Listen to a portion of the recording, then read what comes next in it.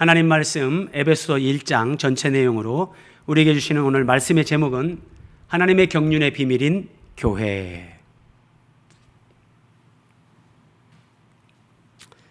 자, 에베소 묵상하신 분들은 더 유익하실 겁니다. 3절에서 찬송하리로다. 자, 우리가 하나님을 찬양해야 되는데 그 찬양해야 될 이유를 설명하는 거예요. 자, 먼저 한번 보세요. 삼위일체 하나님, 제가 그랬죠? 이 성삼위 하나님, 그 중에 하나님 아버지께서, 하나님 아버지, 성부 하나님께서 무엇을 하셨냐? 창세전에, 이 세상을 창조하기 전에 그리스도 안에서, 예수님 안에서 우리를 택했다 그래요. 여러분 이해되세요? 내가 태어나기 전에 나를 택했다. 그 이상이에요. 세상을 창조하기 전에, 이 우주와 세상과 어떤 것을 창조하기도 전에 하나님은, 성부 하나님은 예수님 안에서 우리를 먼저 택하셨다 그래요. 택하셨다. 이 말씀 하나를 여러분들이 곰곰이 생각해 보면 정말 감당하기 벅찬 말씀이에요. 감당하기 벅찬. 우리는 내 부모님이 나를 이 땅에 낳았지. 그리고 어느 날 하나님이 나를 불러서 내가 그냥 예수님 믿고 이렇게 믿음 생활하는 거지. 그렇게 생각하지만 그게 아니에요. 그게 아니에요. 창세전에 성부 하나님이 우리를 택하셨어요. 자, 그리고 또 보세요. 이제 성자 그리스도 예수님께서 무엇을 하시는가? 속량. 이게 이제 노예제도가 있을 때 그 노예들을 돈을 주고 사서 노예로부터 해방시키는 거, 이것을 속량한다. 네, 이렇게 얘기합니다. 자, 그러니까 하나님이 창세전에 택한 자들이 있어요. 근데 예수님은 이 땅에 오셔서 하나님이 창세전에 택한 그들을 위해서 십자가에서 대신 죽으면서 그들의 죄값을 지불하시고 죄의 종로로 타던 우리를 해방시켜 주신 거예요. 성경이 얼마나 논리적인가 한번 보세요. 그 다음에 이제 성령님, 지금 성부, 성자, 성령을 설명하는 거예요. 우리가 어느 날 예배당에 나왔어요. 그래서 진리의 말씀, 구원의 복음을 듣는 거예요. 말씀을 듣다 보면 성령으로 인치심을 받는다. 이 도장, 낙인을 찍는 거예요. 낙인을. 그러니까 성부 하나님이 창세전에 우리를 택하셨고, 성자 예수님이 우리의 구원을 위해 이 땅에 오셔서 십자가에서 대신 죽으심으로 속량하셨고, 예수님을 믿고 구원받은 그들을 성령께서 인을 치셨다. 이럽니다. 인을 치셨다. 그래서 우리의 구원이라는 거, 우리의 인생이라는 것은 내가 시작한 것이 아니고 창세전에 성부 하나님이 택하셨고, 성자 그리스도 예수님이 십자가 죽음으로 우리를 속량하셨고, 성령님이 우리를 거듭나게 하시고 인을 치셨다. 여러분 한번 그림 보세요. 이게 인을 치는 거예요. 자, 소에다가 낙인을 찍는 거예요.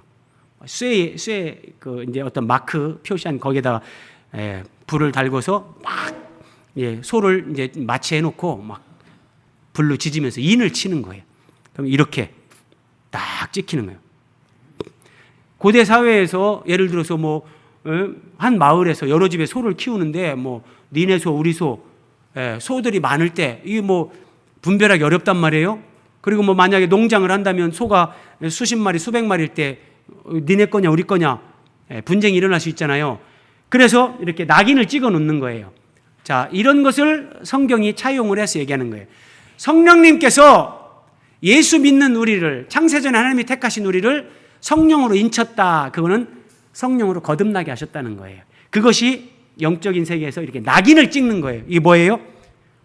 성부, 성자, 성령, 삼위일체 하나님께서 너는 내 거다. 너는 내가 책임진다. 하나님이 그렇게 하셔. 이게 성령으로 인치는 거예요. 이게요. 그러면 여러분, 여기에서 우리 인생의 자존감, 나는 내 부모님이 어떻게 하다가 나를 낳았다, 그게 아니에요. 내 부모님이 존재하기도 전에 성부 하나님께서 창세전에 나를 택하셨어요.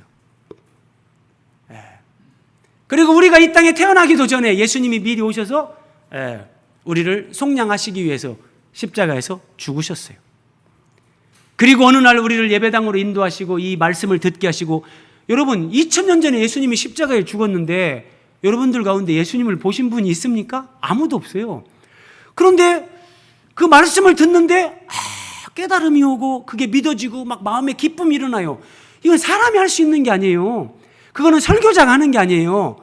설교자는 하나님의 복음, 진리의 말씀을 그대로 전하기만 할 때, 그때 우리 가운데 계시는 하나님의 영, 성령님께서 사람들 마음 터치하면서 성령으로 인치는 거예요. 거듭나게 하고 하나님을 만나게 하고 막 깨달음이 오게 하고 은혜가 되게 하고.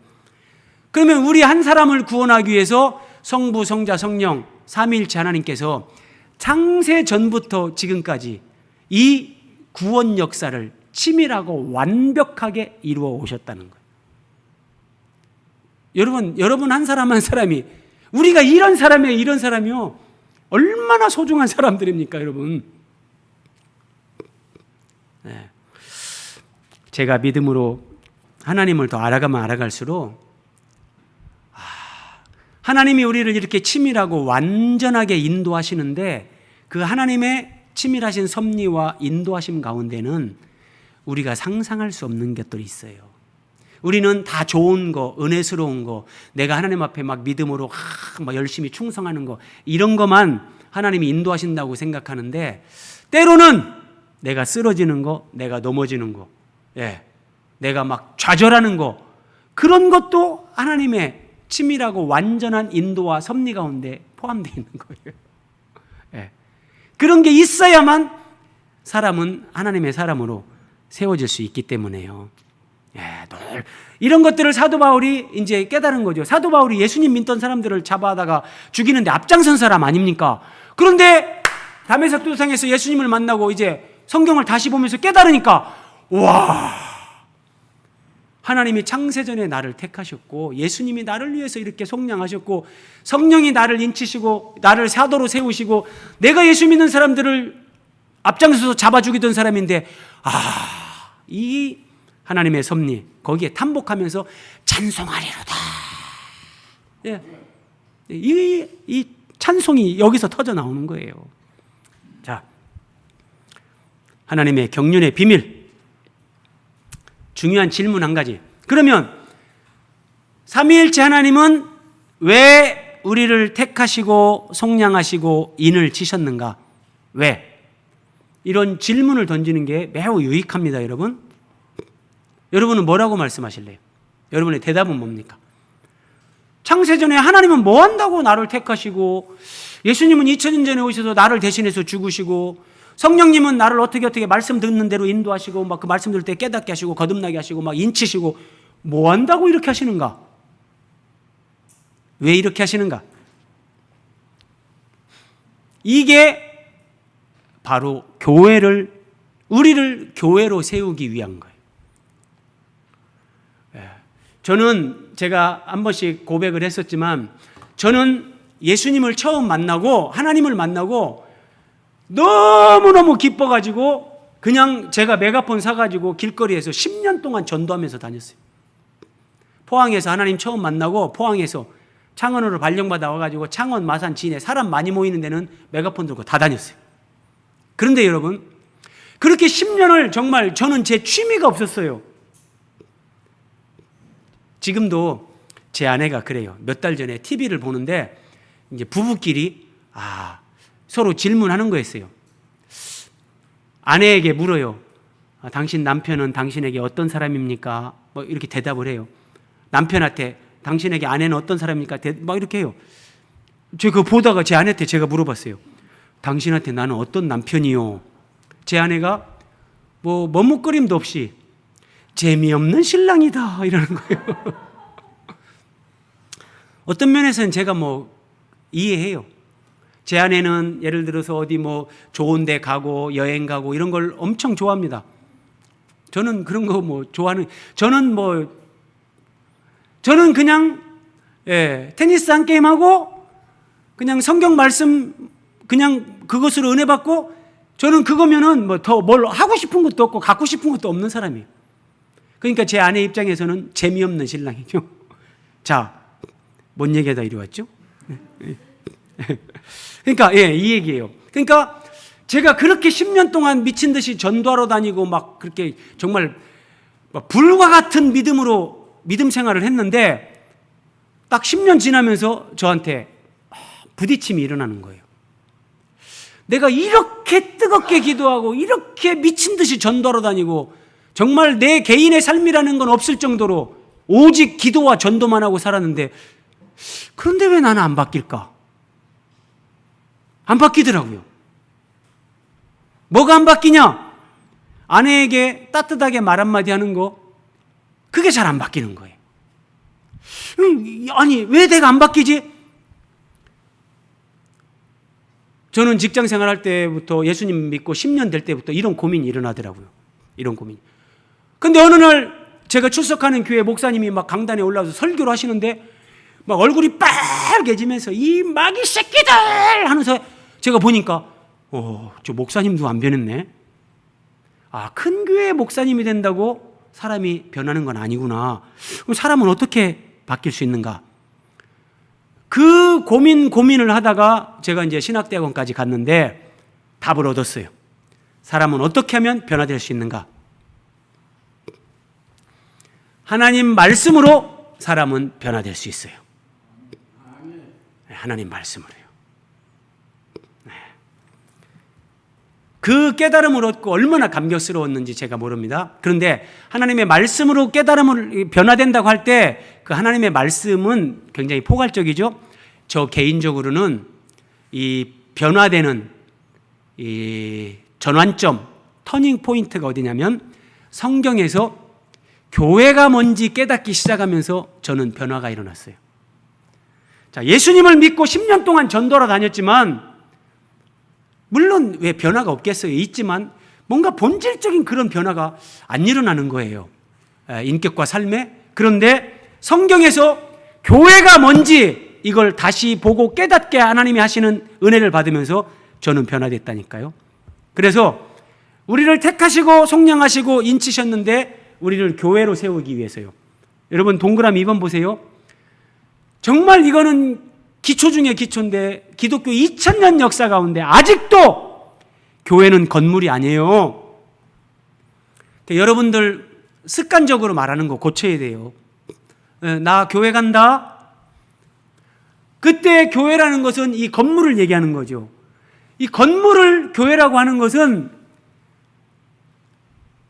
하나님을 모독하는 게 돼요. 그러니까 하나님이 이 건물 안에 거하십니까? 아니에요. 교회는 예수님을 믿는 신자들, 우리가 교회예요. 하나님은 우리 안에 하나님은 거하시는 거예요.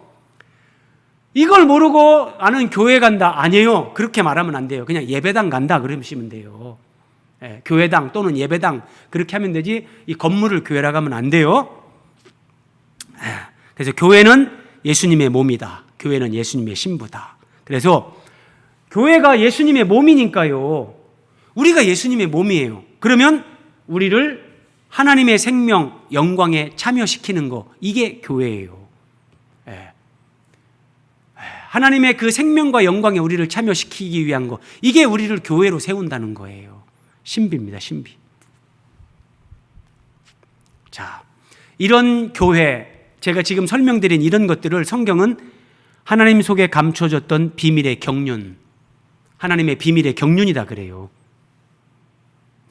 다시 한번 보세요. 중요해서 다시 한번 설명. 경륜이란 말, 그 의미는 일을 계획해서 조직적으로 이루어 나가는 것, 이런 의미를 가지고 있는데 이 헬라어로 보면은 오이코노미아.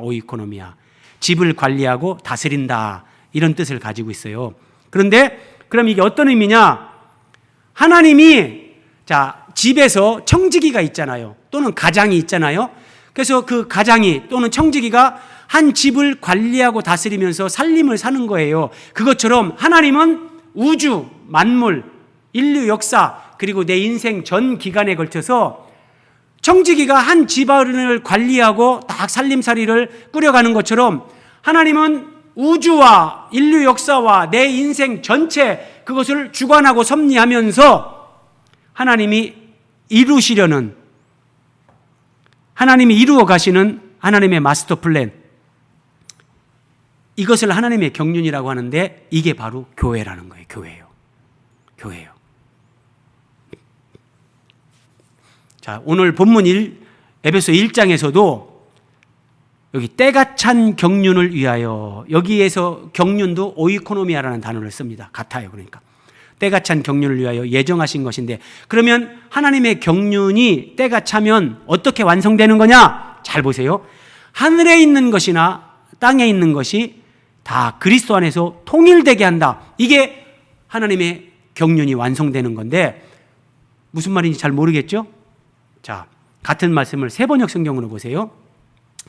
하나님의 신비한 뜻을 우리에게 알려주셨습니다. 하나님의 계획은, 그러니까 하나님의 신비한 뜻, 계획, 이게 하나님의 경륜이에요. 하나님의 경륜은 때가 차면, 이제 때가 되면 하늘과 땅에 있는 모든 것을 그리스도 안에서 그분을 머리로 하여 통일시키는 것이다. 이렇게 얘기해요. 이렇게만 얘기해도 조금 어렵죠? 그래서 저는 더 쉽게 여러분들에게 설명을 드립니다. 자, 하늘과 땅에 있는 모든 것을 그리스도 안에서 그분을 머리로 해서 통일시키는 거, 이것이 하나님의 경륜이다 그래요. 그러면 무슨 말이냐? 그래서 성경을 여러분 입체적으로 깊이 있게 알아야 되는 거예요. 하늘과 땅의 모든 것을, 하늘과 땅에 있는 모든 것을 그리스도 안에서 통일시킨다. 자, 예수님이 이 땅에 다시 오실 때, 우리 주 예수께서 강림하실 때, 여러분 예수님이 다시 오실 때 누구와 함께 온다고요? 화면 보세요. 누구와 함께 오죠? 예수님이 다시 오실 때 모든 성도와 함께 다시 오신다. 자, 예수님을 믿고 먼저 하나님 나라에 간 사람들, 그들을 데리고 예수님이 오십니다. 이 땅에 오시는 거예요. 강림하시는 거예요. 그리고 또 보세요. 데살로니가전서 4장. 우리 데살로니가전서 묵상했잖아요. 그러니까 제가 그렇게 묵상하라고 해도 나는 뭐 상관없다. 안 보는 사람들은 평생 예배당 다녀도 어려워요. 이거 한 번이라도 읽고 묵상하는 흉내라도 내고, 그리고 제가 이렇게 설명하는 설교를 들으면 여러분 이게 막 꿀같이 여러분 속에 스며드는 거예요. 자, 예수님이 강림하실 때 먼저 천국에 간 성도들과 함께 강림하십니다. 그리고 주께서 호령과 천사장의 나팔 소리와 함께 강림하시리니, 그때 또 보세요. 그리스도 안에서 죽은 자들이 먼저 일어난다. 그리고 땅에 묻혀 있는 죽은 자들이 일어나고, 또 우리 살아남은 자들도, 예수님이 재림할 때 살아있는 사람들, 자, 여기서는 이제 부활이죠, 부활. 자, 우리 살아남은 자들도 그들과 함께 구름 속으로 끌어올려간다. 이걸 휴거한다 그러잖아요. 그러면 보세요. 예수님이 재림할 때 하나님 나라에 먼저 간 성도들과 함께 오시죠? 이게 하늘에 있는 거예요. 그리고 땅에 있는 사람들은 휴거돼서 주님을 맞으러 가요.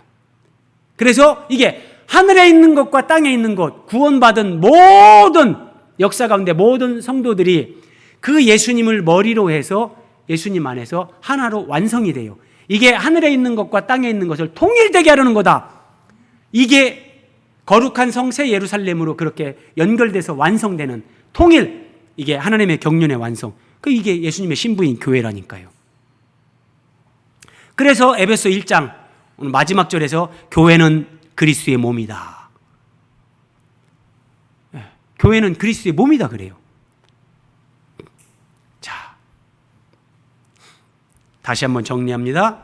창세전에 하나님이 우리를 택하시고, 성자 예수님이 2000년 전에 우리를 속량하시고, 성령께서 우리를 거듭나게 하시고 인치셨다. 그리고 그들을 그리스도 안에서 예수님 재림할 때 통일되게 한다. 이러면서 하나님의 경륜이 완성되고, 이제 인류 역사, 이거는 이제 종언을 고하는 거예요. 우리는 새하늘과 새 땅, 하나님 나라에서 이제 영원히 주님과 더불어 왕노릇하며 그렇게 사는 거예요. 예.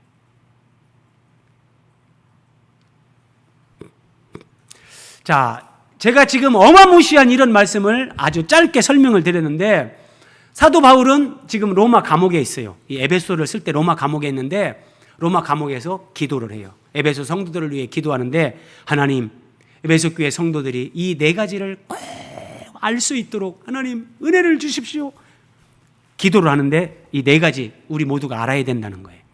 자, 바울이 지금 로마 감옥에서 기도하는 거예요. 내가 기도할 때 너희를 기억하며 너희를 위해서 감사하면서 내가 하나님 앞에 이렇게 간구한다. 그러면서 첫 번째 그리스도인들이 꼭 알아야 되는 거. 우리 주 예수 그리스도의 하나님 영광의 아버지께서 지혜와 계시의 영을 너희에게 주사. 그러니까 성경이 깨달아지는 건 사람의 이성으로 안 됩니다. 예, 어떤 박사님들이 성경을 봐도 못 깨닫습니다. 안 됩니다. 근데 지혜와 계시의 영을 하나님이 줄 때, 이게 성령께서 우리 가운데 오셔서 깨달음을 줄 때, 그때 하나님을 알게 하시고, 첫 번째 그리스도인들이 꼭 알아야 되는 거, 첫 번째 하나님을 알아야 된다는 거예요. 하나님을. 여러분, 에베소 교회 성도들은 하나님을 몰랐을까요? 하나님을 알죠. 지금 다 믿는 사람들인데. 그런데 그냥 피상적으로 하나님을 아는 거, 아이고 뭐 하나님은 살아계시고 뭐 그냥 그거 말고 하나님을 더 깊이 있게 제가 말씀드렸죠? 우리나라도 심각합니다, 여러분. 이제 남자가 뭐 정년 퇴직하고 이제 집에 놀다 보면 정년 퇴직한 사람들 이게 60대 후반 70대 됐는데 아내가 이혼하자는 거예요. 이혼해! 남편은 이해가 안 되는 거예요. 아니 평생을 나랑 같이 살고 애들 낳아서 이렇게 키우고 했는데 이혼하자고? 당신 제정신 아닌 것 같은데 뭐 잘못됐나? 네. 평생을 같이 사는 것 같은데 아내는 외롭고 상처만 있고 힘들고 남편이 나를 전혀 모르는 것 같다 이거예요. 나는 당신하고 못 살겠다. 자, 하나님을 믿는데 나는 평생 그냥 예배 참석했고 하나님을 믿는 사람으로 살았고, 그런데 정말 황혼 이혼하는 이 부부처럼 하나님을 그냥 피상적으로 껍데기만 안다는 거예요. 그래서 하나님을 알게 해 주십시오. 감옥에 있는 바울이 기도하는 거예요. 동그라미 2번 보세요. 우리는 어떤 문제가 생기면 하나님 이 문제를 빨리 해결해 주세요 라고 기도하지만 진짜 문제는 우리가 하나님을 너무나 모른다는 거. 하나님을 너무나 모른다는 거. 하나님을 너무나 몰라요. 네. 여러분들이 삼성의 이재용 부회장을 만약에 이렇게 정말 이재용 부회장과 친척이라든지 어떤 그런 친밀한 관계라면, 그렇게 알고 있다면 어떤 뭐 돈 문제 때문에 막 정말 그렇게 힘들어할까? 하나님을 우리가 진짜 하나님으로 바르게 안다면 왜 낙심하고 왜 절망하고 두려워하는가? 하나님을 모르는 거예요. 자, 한 가지만 살펴볼게요. 하나님의 사랑을 우리는 얼마나 아는가? 성경이 이렇게 얘기해요. 로마서 8장 39절. 높음이나 깊음이나 다른 어떤 피조물이라도 우리를 우리 주 그리스도 예수 안에 있는 하나님의 사랑에서 끊을 수 없으리라. 하나님의 사랑이 나옵니다. 8장 35절. 누가 우리를 그리스도의 사랑에서 끊으리요? 성자 예수님의 사랑이 나옵니다. 로마서 15장 30절. 형제들아, 내가 우리 주 예수 그리스도와 성령의 사랑으로 말미암아 너희를 권한다. 성부 하나님, 성자 예수님, 성령 하나님, 우리를 다 사랑한다고 하세요. 우리가 아는 하나님의 사랑이라는 것은 정말 얼마나 될까? 여러분, 태평양 바다에서 조개 껍질 하나로 내가 이 바닷물을 이쪽으로 옮긴다 하고 조개 껍질로 담아서 떠서 옮긴다고 해보세요. 만약에 우리가 아는 하나님을 아는 알미, 성경을 아는 알미 그 정도라면 뭐 막 태풍이 한번 온다. 예, 조개 껍질로 떠놓은 물 휙 뒤집어질 수 있겠죠. 그래서 하나님을 아는 깊이, 넓이, 그거에 따라서 우리가 어떤 인생을 살고 어떤 사람이 되는가, 이것이 결정나는 거예요. 에베소 3장입니다. 여러분도 하나님의 사랑이 참으로 얼마나 한없고 넓으며 얼마나 깊고 높은가를 깨닫기를 기도합니다. 바울이 기도하는 거예요.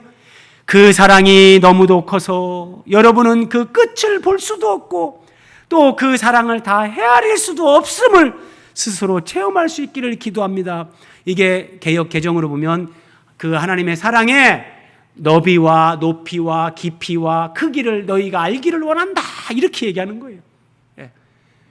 우리는 하나님도 하나님의 사랑도 아는 것 같지만 조개껍질로 태평양 바닷물을 그냥 옮기는 것 같이 그 정도밖에 우리는 알지 못한다. 그래서 하나님을 알기를 힘써야 된다.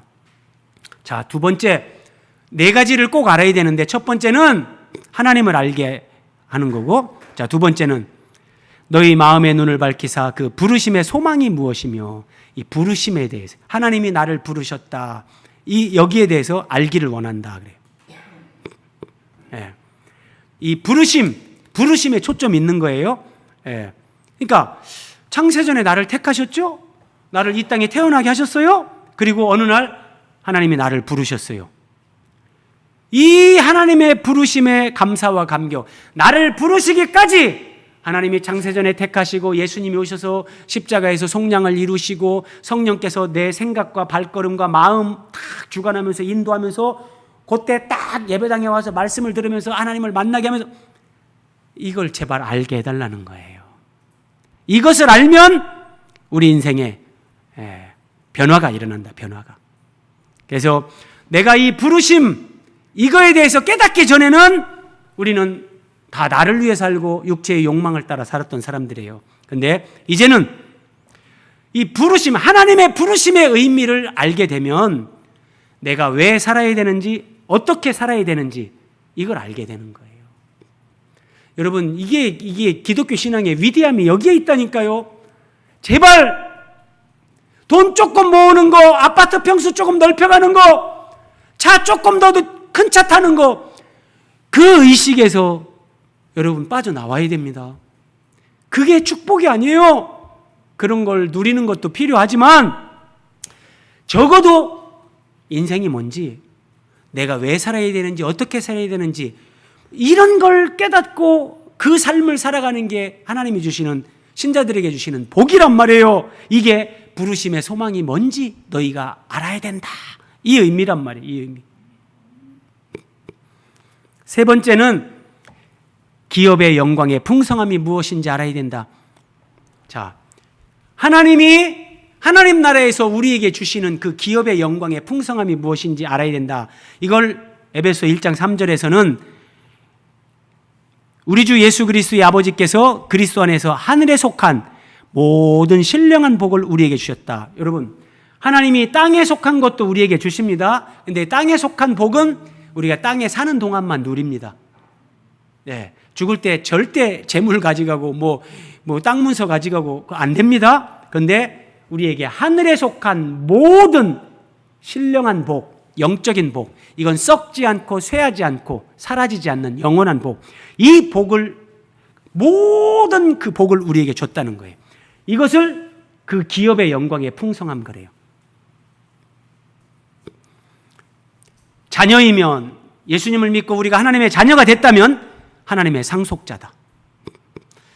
여러분, 이 어마어마한 말씀이에요.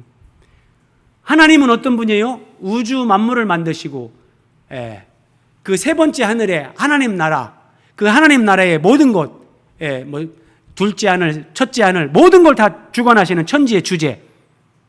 그런데 우리가 하나님의 자녀로서 예수님과 함께 그 하나님의 모든 것을 상속받아요. 상속받아요.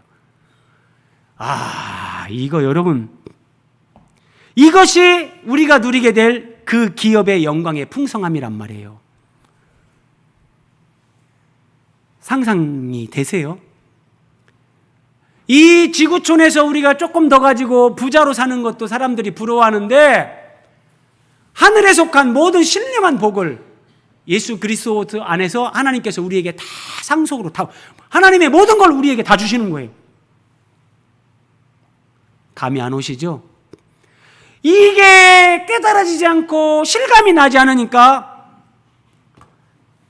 그리스도인들이 기도할 때 하나님 돈 좀 주십시오. 언제까지 얼마를 주십시오. 뭘 주십시오. 이 문제 좀 없어주십시오. 이것 좀 되게 해주십시오. 네, 이거 주세요. 이거 주세요. 이런 기도만 하지. 자, 여러분 보세요. 설명. 그래도 부족하십니까?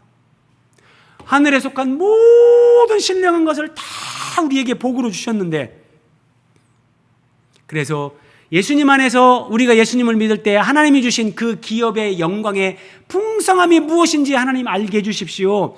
이걸 아는 사도 바울은 감옥에서도 평안하고, 감옥에서도 이 선교 편지 쓰고, 죽을 때도 기꺼이 자기 순교의 길을 가는 거예요. 뭐 할 수 없이 뭐 억지로 죽는 게 아니라요, 영광으로 생각하고 기쁨으로 순교한다니까요. 이걸 아는 사람은 이 길을 가요. 이걸 아는 사람은. 이걸 모르면 눈에 보이는 돈, 그 아파트, 차, 그 몇 가지에 그냥 거기에 묶여가지고 육체의 쾌락, 그렇게 살다가 후회하는 인생이 된단 말이에요. 자, 마지막 네 번째. 자, 여러분 기억나세요? 첫 번째 알아야 되는 게 뭐라고요? 하나님을 깊이 알아야 된다. 둘째, 부르심의 소망, 그 부르심의 의미. 셋째, 하나님이 우리에게 주시는 기업의 영광의 풍성함이 뭔지 알아야 된다. 넷째, 그의 힘의 위력으로 역사하심을 따라 믿는 우리에게 베푸신, 자, 믿는 우리에게 베푸신 하나님의 능력이 얼마나 큰가, 이것을 알아야 된다. 예수 믿는 우리에게 하나님이 베푸신 능력, 이것이 얼마나 큰 능력인가 알아야 된다. 결론은 이거예요. 20절에 답이 나옵니다. 그의 능력이, 하나님의 능력이 그리스도 안에서 역사하사, 예수님이 죽으시고 장사됐어요. 그런데 죽은 자들 가운데서 다시 살리셨다. 하나님의 능력이 죽으시고 장사된 사람들이 끝이다 라고 하는 그 예수님을 다시 살렸다는 거예요. 그런데 여러분, 예수님을 죽은 자 가운데서 다시 살리신 그 능력이, 우리가 예수님을 믿고 거듭날 때 그 능력이, 예수님을 다시 살린 그 능력이 우리에게 베풀어졌다는 거예요. 설명 보세요. 제일 밑에. 허물과 죄로 죽었던 우리를 살리신 하나님의 능력은 예수님을 다시 살린 바로 그 능력. 그럼 이게 무슨 말이냐? 동그라미 3번. 죽은 자 가운데서 예수님을 다시 살린 그 능력이, 우리가 예수님을 믿을 때 우리에게 그 하나님의 능력이 베풀어져서 우리가 거듭나서 일단 허물과 죄로 죽은 상태에 있는 우리가 살아났어요. 그게 끝이 아니라 우리에게 베풀어 주신 하나님의 능력의 지극히 크심이 우리에게 있기 때문에 우리는 죄를 이기는 거예요. 우리의 죽은 행실, 내가 예수님을 믿기 전에 죽은 행실, 죄짓고 도둑질, 탐욕, 우상숭배, 간음, 미움, 온갖 그런 욕심, 그리고 눈에 보이는 세상, 사탄을 우리가 이길 수 있다는 거예요. 히브리서 9장 14절입니다. 자, 예수님이 성령으로 자기를 하나님께 드렸다, 십자가에서. 그래서 그리스도의 피가 어찌 너희 양심을 죽은 행실에서 깨끗하게 하지 못하겠느냐. 여기 보세요. 죽은 행실. 우리의 죽은 행실이 이제 예수님 안에서 하나님의, 예수님을 다시 살리시는 그 능력이 우리에게 베풀어졌기 때문에 그 능력으로 말미암아 우리는 죽은 행실에서 삶이 변화가 일어날 수 있다는 거예요. 변화된다는 거예요. 그렇게 하나님을 섬기는 사람들이 된다는 거예요. 한번 보세요, 여러분. 죄와 사망의 법, 죄와 사망의 법이라는 게 있어요. 그래서 사람은, 육체를 가지고 태어나는 사람은 이 법의 지배를 받아서 죽어요. 여러분, 만유인력 있잖아요. 이게 법칙이에요. 그래서 만유인력, 사과가 나무에서 떨어지면 땅으로 떨어져요. 이 만유인력의 법칙이 작동하고 있다는 거예요. 근데 사람에게는 죄와 사망의 법이 작동하고 있어요. 아담의 범죄 이후에. 그래서 사람은 다 죽어요. 그리고 사람은 다 죄를 짓게 돼 있어요. 이게 죄와 사망의 법인데, 그림으로 묘사하면 사람의 팔다리 이런 것들이 다 이렇게 쇠사슬에 묶여 있어요. 이게 죄와 사망의 법에 이렇게 묶여 있는 거예요. 그런데 또 다른 법이 하나 옵니다. 그리스도 예수 안에 있는 생명의 성령의 법. 자, 사망의 법이라면 생명의 법이 옵니다. 예수님이 십자가에서 죽으실 때 발에 못이 박히는데 이때 이 그림으로 표현, 뱀의 입이, 뱀의 아가리가 딱 벌어져서 이렇게 같이 못 박히는 거예요. 이게 예수님은 생명이세요. 생명의 그 법. 그러면서 자, 너를 해방했다. 이렇게 죄와 사망에 묶여서 죄를 지을 수밖에 없고 죽은 행실이 반복될 수밖에 없고 언젠가 죽어서 완전히 그 죽음에 정복당할 수밖에 없는 인생이었지만 거기서 우리를 해방했다는 거예요. 예수님이. 이렇게 돼요, 여러분. 이 나무가, 소나무가 바위를 가르면서 이렇게 소나무가 올라온 거예요, 땅에서요. 처음부터 바위가 이렇게 갈라졌던 게 아니고요. 이게 나무가 바위 하여튼 뭐 조그만 틈으로 이게 나무가 올라오면서 생명이 무생명을 이기는 거예요. 근데 예수님은 내가 곧 길이요 진리요 생명이다. 그래서 예수님이 우리에게 생명의 성령의 법이 되셨어요. 부활하신 예수님이. 그 예수님을 믿는 사람들은, 마음에 모신 사람들은 바위와 같이 단단하게 나를 얽어매던 우리의 죽은 행실, 옛 생활, 이런 것들을 내 안에 오신 예수 그리스도 그 부활 생명, 그 예수님을 죽은 자 가운데서 다시 살린 하나님의 그 능력의 지극히 크심이 바위를 깨트리는 것처럼 우리의 삶의 변화가 일어나고 내 존재의 변화가 일어나도록 예수님께서 이 일을 하시는 거예요. 여러분, 이게 예수 믿는 사람들이 경험하는 은혜와 능력과 영광이라니까요. 예. 하나만 더 봅니다.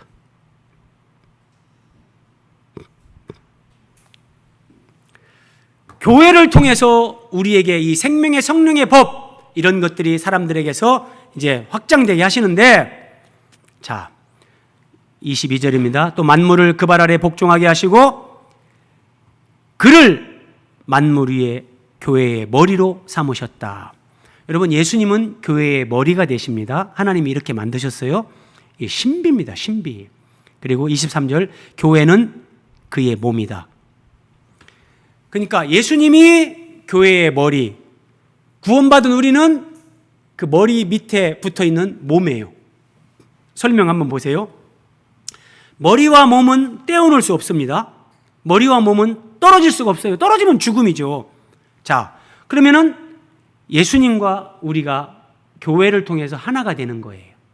이게 하늘에 있는 것과 땅에 있는 것을 통일되게 하려 함이라 하나님의 경륜의 완성인데, 자, 교회는 그리스도의 몸이고 그리스도는 교회의 머리고, 그래서 예수님과 우리가 하나가 되는 거예요.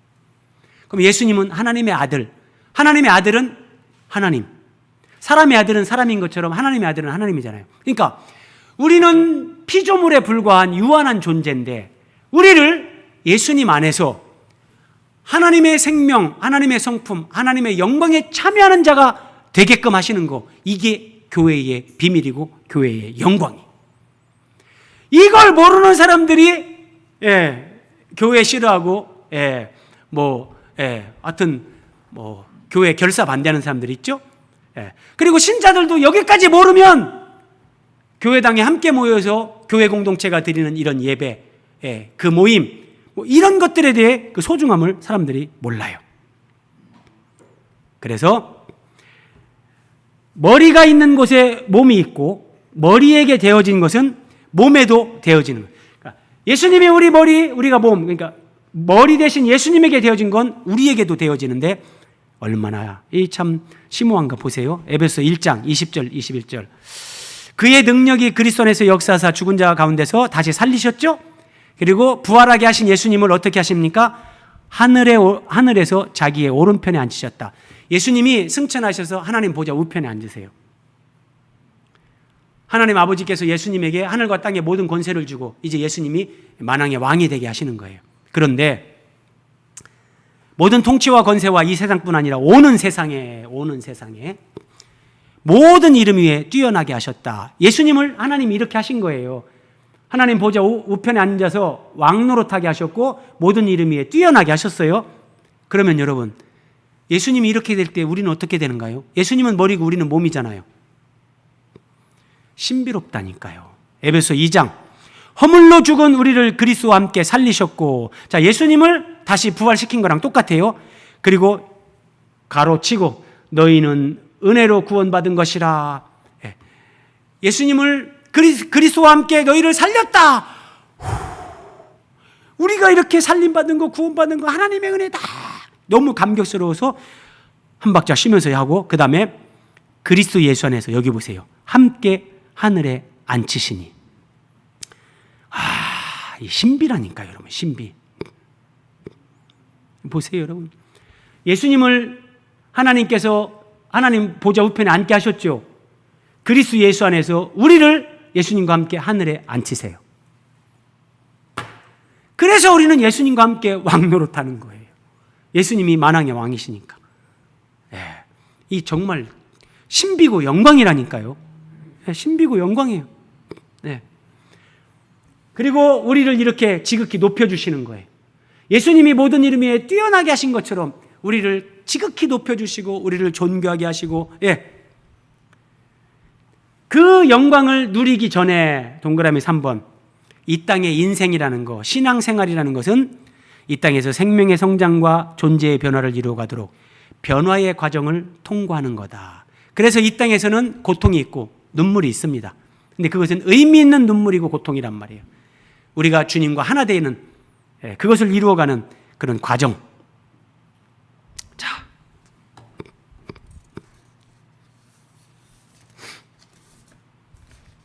하나님의 경륜과 교회의 영광을 깨달은 이제 우리가 그러면 해야 될 일은 무엇인가? 그가 하나님이 사랑하시는 자 안에서 거저 주시는 바 그의 은혜의 영광을 찬송하게 하려는 것이라. 하나님이 우리에게 베풀어 주신 은혜의 영광, 제가 지금까지 설명드렸는데 여러분 어느 정도 막 공감이 되고 여러분들이 감격하는가 모르겠는데, 이것을 아는 만큼 사람은 하나님을 찬송하고 감사하면서 기쁨으로 살아요. 우리가 해야 되는 것은 아니 하나님, 제가 뭐 아무것도 저는 내세울 게 없는데, 내가 아무것도 한 것도 없는데 어떻게 저를 창세전에 택하셨습니까? 어떻게 예수님이 2000년 전에 먼저 성량하셨습니까? 성령님이 나를 인도하시고 거듭나게 하시고 나를 인치셨습니까? 그리고 나를 하나님 나라에서 예수님과 함께 보좌 우편에 앉히시고 높이시고 그 영광에 참여하게 하시고, 오 하나님, 은혜의 영광을 찬송하는 거예요. 이게 그리스도인들이 기쁨으로 살아가는 거예요. 여러분들은 하나님 얼마나 찬송하십니까? 여러분 삶 속에서 얼마나 찬송이 나옵니까? 이 은혜의 영광을 찬송할 수 있어야 되는 거예요. 그런 사람은 주님과 교회와 복음을 위해 헌신합니다. 내가 받은 복음, 내가 만난 예수 그리스도, 이게 얼마나 소중한지를 알기 때문에 주님과 교회와 복음을 위해 헌신하는 거예요. 동그라미 4번 보세요. 여러분, 하나님 앞에 헌신이 안 되는 것은 이 은혜와 영광을 모르기 때문에 헌신이 안 되는 거예요. 여러분, 나도 헌신해야지 그런다고 헌신이 되는 게 아니라, 그런 상태에서 헌신하면요, 여러분들이 그런 상태에서 만약에 여러분이 뭐 진짜 거액을 헌금했다고 해보세요. 그러면요, 거액을 헌금한 거 가지고 자기 의의가 돼요. 야, 내가 이렇게 헌금했는데 뭐 목사님이 안 알아주네, 사람들이 안 알아주네. 골치 아파지는 거예요. 근데 진짜 이 은혜의 영광을 찬송하는 그 삶을 살면서 주님 앞에 나를 드리고 내 삶을 드리는 사람들은 자기 의의가 나타날 수 없죠. 자, 여러분, 성경의 하나하나의 표현 하나하나가 어떤 의미를 가지고 있는가? 자, 이제 말씀을 마무리합니다. 에베소 1장 1절에서 예수님을 그리스도 예수 이렇게 표현합니다. 두 번이나 그렇게 나왔죠. 2절 주 예수 그리스도 이렇게 표현합니다. 3절 우리 주 예수 그리스도. 여러분, 이거 굉장히 중요한 거예요.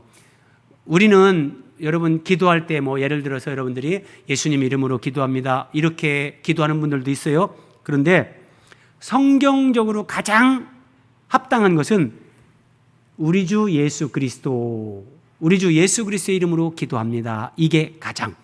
왜냐하면 예수님의 이름으로 기도합니다. 그렇게 해도 틀린 건 아닌데 성경은 그 나사렛 예수님이 그리스도다. 사도행전에 보면 이거 증언하다가 사람들이 순교하는 거예요. 예수님이 그리스도다. 이거 증언하다가 순교하는데 그래서 예수 그리스도 또는 그리스도 예수, 우리 주 예수 그리스도, 이 표현이 성경적인 거예요. 자, 4절에서는 제가 뺐는데 4절은 그리스도, 5절에서는 예수 그리스도 이렇게 나와요. 그런데 6절에서는 예수님을 어떻게 표현하는가 보세요. 6절에서는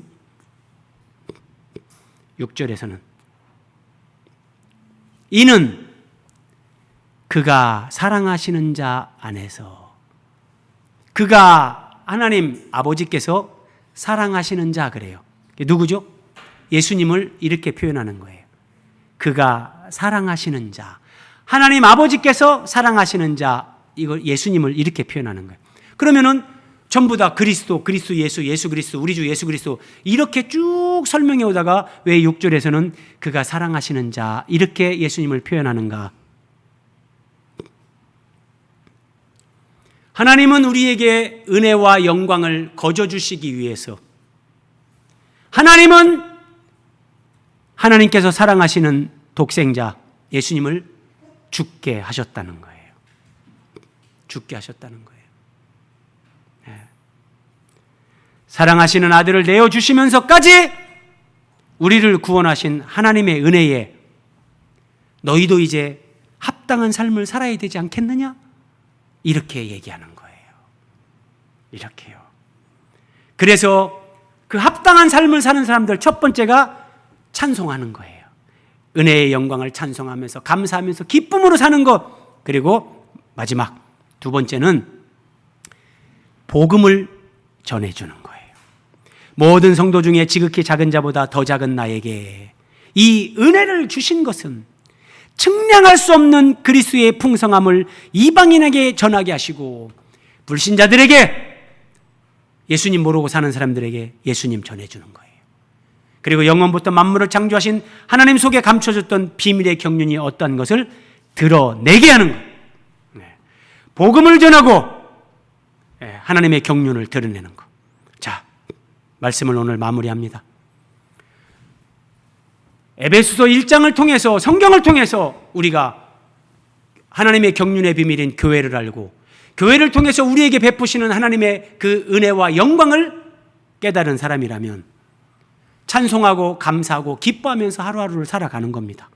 그리고 복음을 전하는 삶을 사는 겁니다. 예수 천당만이 아니에요. 복음을 전하면서 하나님의 경륜을 드러내는 거예요. 제가 지금까지 설명한 이런 복음의 깊이 있는 내용들을 우리는 전해줄 수 있어야 되는 거예요. 그리고 복음 전파를 위해서 내가 기도와 물질로 하나님 앞에 동참하는 삶, 이거는 그냥 당연하게 따라오는 거예요. 우리가 이 삶을 산다면. 마지막, 더 이상 자신을 위해 살지 않고 영생을 주신 그 주님 뜻대로 우리가 사는 것이 하나님의 이 은혜에 보답하는 삶이다. 우리 기도하겠습니다.